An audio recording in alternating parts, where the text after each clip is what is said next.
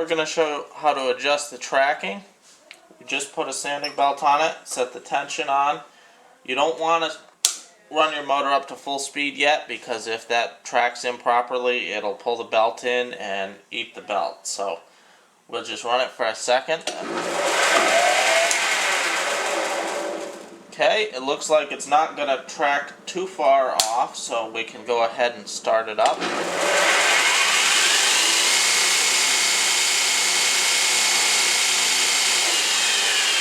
Now if you look closely, you can see that sandpaper is running in from the edge of the drum. We want it to stick out about 1/8 inch. So we need to adjust the sandpaper out. Okay, to adjust the sandpaper out, we need to tighten the bolt. If we need to adjust it the other way, if your sandpaper is too far out and you want it to come in, then you'll just loosen this bolt instead of tightening it. We'll start with that and see how close that gets us.